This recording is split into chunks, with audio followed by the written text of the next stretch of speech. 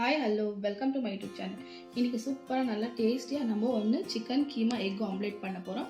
இந்த egg omelette ரொம்ப ஈஸியாக குயிக்காக பண்ணுற மாதிரி இதில் நம்ம டொமேட்டோ சில்லி பவுடர் எல்லாமே கொஞ்சம் மசாலாங்கள்லாம் சேர்த்துட்டு நம்ம பண்ண போகிறோம். ஈஸியாக ஜல்தியாக நம்ம பண்ணுற மாதிரி. வாங்க பார்க்கலாம் இதுக்கு தேவையான பொருள் என்னென்னு பாருங்கள். தேவையான பொருள் காமிச்சிடுறேன். சிக்கன் கீமா ஆம்லேட்டுக்கு பாருங்கள், ஒரு 250 கிராம் அளவு கீமா இருக்குது. சிக்கன் நல்லா கழுவிட்டு நல்லா ஸ்ட்ரெயின் பண்ணி எடுத்து வச்சுருக்குறோம். இதுக்கு தேவையான ஒரு 3 எக் இருக்குது எடுத்து வச்சுருக்குறோம். அதே போல் ஒரு மீடியம் சைஸ் டொமேட்டோ சின்னதாக கட் பண்ணி வச்சுருக்குறோம். மீடியம் சைஸ் ஆனியன் கட் பண்ணி வச்சுருக்குறோம் சின்னதாக. கொஞ்சம் கொத்தமல்லி எடுத்து வச்சுருக்குறோம். ஒரு 2 க்ரீன் சில்லி சின்னதாக கட் பண்ணி எடுத்து வச்சுருக்குறோம். மசாலா எங்கே காமிச்சிடும், ரெண்டுக்கும் நம்ம தேவையாக இருக்குது. மசாலா எல்லாமே ஒரு கால் டீஸ்பூன் எடுத்து வச்சுருக்கிறோம். 1/4 டீஸ்பூன் தனியா பவுடர், 1/4 டீஸ்பூன் ஜீரா பவுடரு, ஒரு 1/4 டீஸ்பூன் சில்லி பவுடரு, காரம் 1/4 டீஸ்பூன் காஷ்மீரி சில்லி பவுடரு, ஒரு 1/4 டீஸ்பூனுக்கு கம்மியாக நம்ம டர்மரிக் பவுடர். அதே மாதிரி தான் இங்கேயும் அதே அளவு தான் எடுத்து வச்சுருக்கிறோம். ஏன்னா நம்ம சிக்கன்லேயே சேர்க்க போகிறோம், ஆம்லேட்லேயே சேர்க்க போகிறோம். அதுக்கு தான் வாங்க எப்படி பண்ணுறதுன்னு பார்த்துக்கலாம். ஃபஸ்ட்டு நம்ம சிக்கன் கொஞ்சம் ஃப்ரை பண்ணி எடுத்துக்கலாம்.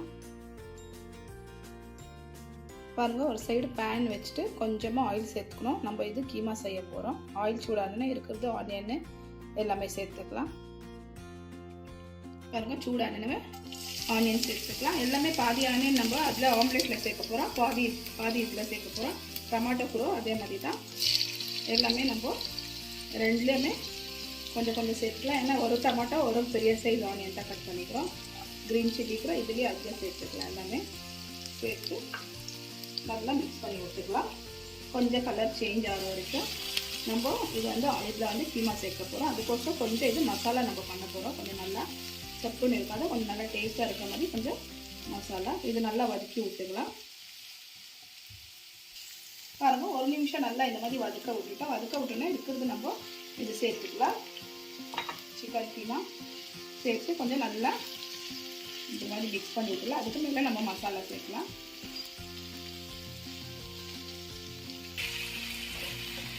பாருங்கள், சிக்கன் சேர்த்து நல்லா ஒரு நிமிஷம் இருக்குது, 1லேருந்து 2 நிமிஷம் இருக்குது. நல்லா இந்த மாதிரி பண்ணி விட்டுருக்கோம். நல்லா மிக்ஸ் பண்ணி விடலாம். இந்த சிக்கன் ஆகட்டும், இது எல்லாமே இதில் ஆனியன் நல்லா சேர்த்துக்கல, க்ரீன் சில்லி. இப்போ நம்ம இதில் சால்ட்டு அப்புறமா மசாலாவை சேர்த்துக்கலாம்.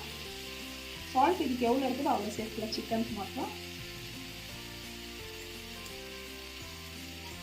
அதுக்கப்புறமா மசாலா பொடிங்க நம்ம வச்சுருக்கோம் இல்லைங்களா, அந்த மசாலா பொடி இதில் சேர்த்துக்கலாம். ரெண்டுக்குமே நான் செப்பரேட்டாக பண்ணி வச்சுட்டேன். எனக்கும் சேர்க்குறதுக்கு இது நல்லா இருக்கும் இல்லைங்களா, அதுக்கோசரம். பாருங்கள், இந்த மசாலாலாம் சேர்க்குறதுனால இது ஆம்லேட்டு ரொம்ப நல்லாயிருக்கும். அதுக்கோசரம் தான் நம்ம க்ரீன் சில்லியாக சேர்த்தோம், மசாலாவை சேர்க்குறது எல்லாமே எல்லாம் சேர்த்து நல்லா ஒரு 2 நிமிஷம் வரைக்கும் இப்படியே நல்லா மிக்ஸ் பண்ணிவிட்டு இந்த சிக்கன் கொஞ்சம் வேகிற மாதிரி வைக்கலாம். ஏன்னா இது கீமா இருக்கிறதுனால ஜல்தி வெந்துடும். அவ்வளோ நேரம் டைம் எதுவும் எடுக்காது அதிகமாக. நல்லா மிக்ஸ் பண்ணிடலாம். பாருங்கள், நல்லா ஒரு 5லேருந்து 8 நிமிஷம் வரைக்கும் நல்லா மிக்ஸ் பண்ணி விட்டுருக்கோம். பாருங்கள், இவ்வளோ நல்லா ஸ்க்ராம்பிள் மாதிரி ஆயிடுச்சு இது சிக்கனு கீமாது. இப்போ இதுக்கு மேலே கொஞ்சம் கொத்தமல்லி சேர்த்துட்டு நம்ம இதை ஆட் பண்ணிடலாம். பண்ணிவிட்டு நம்ம எக்கு ரெடி பண்ணிக்கலாம். நல்லா மிக்ஸ் பண்ணி விடலாம். கொஞ்சம் சேர்த்துட்டு உங்களுக்கு இதில் வேறு எதுனா விருப்பம் என்ன மசாலா இருந்தால் சேர்த்துக்கலாம், இல்லை கம்மி பண்ணுற மாதிரி இருந்தால் கம்மி பண்ணிக்கலாம். நல்லா மிக்ஸ் பண்ணிவிட்டு விட்டுடலாம். இப்போ ஒரு சைடு ஸ்க்ராம்பிளுக்கு நம்ம பார்த்துக்கலாம். பாருங்கள், இப்போ 3 எக்கு நல்லா பீட் பண்ணிக்கலாம். பாருங்கள், இதுக்கு மேலே இருக்கிறது எல்லாமே சேர்த்துக்கலாம். ஆனியன் எல்லாம்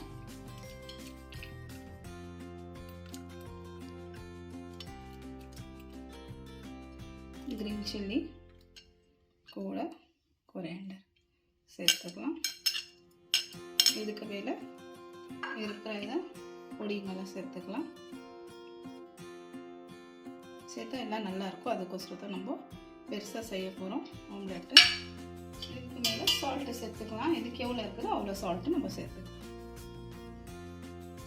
அவ்வளோதான். இப்போ இதை நல்லா பீட் பண்ணிக்கலாம் ஃபுல்லாக.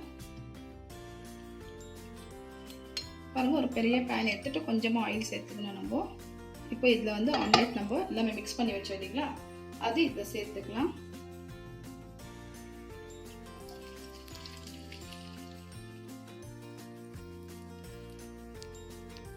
பாருங்கள், எக்கு சேர்த்து ஒரு 2 நிமிஷம் வரைக்கும் நம்ம இப்படியே விட்டுடலாம். கொஞ்சம் ஃபுல்லாக இது குக் ஆகட்டும். அப்புறமா நம்ம கீமா சேர்த்துக்கலாம். பாருங்க நல்லா இந்த அளவுக்கு ஆயிடுச்சு.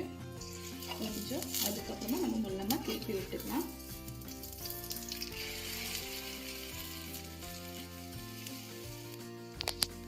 பாருங்க நல்லா எக்கு திரும்ப திருப்பி விட்டுட்டோம். ஒரு 2 நிமிஷம் 3 நிமிஷம் விட்டுட்டு இதுக்கு மேலே நம்ம இது கீமா சேர்த்துக்கலாம்.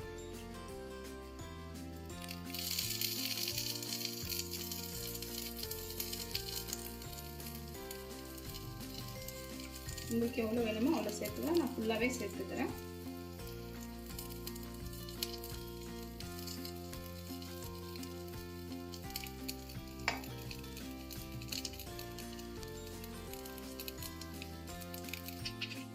பாருங்கள் மேலே வேணுனாக்கா கொஞ்சம் சீஸ் சேர்த்துக்கலாம். ஸ்லைஸ் சீஸ் இருக்குது இல்லைங்களா, அந்த சீஸ் வந்து நம்ம சின்ன சின்னதாக பீஸ் பண்ணிவிட்டு சேர்த்துக்கலாம்.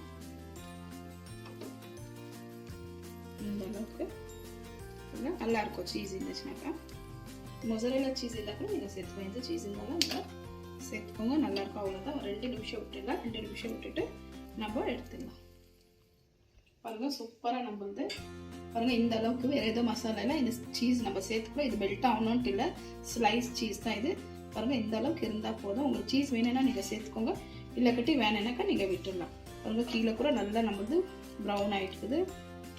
நல்லா டோஸ்ட்டு நல்லா லைட்டாக ஆம்லேட் எப்படி செய்கிறோமோ அதே மாதிரி பாருங்கள் சிம்பிளாக ஈஸியாக நம்ம வந்து கீமா எக் ஆம்லேட் ரெடி ஆயிடுச்சு. இப்போ உங்களுக்கு நான் டிஷ் அவுட் பண்ணிவிட்டு காமிக்கிறேன்.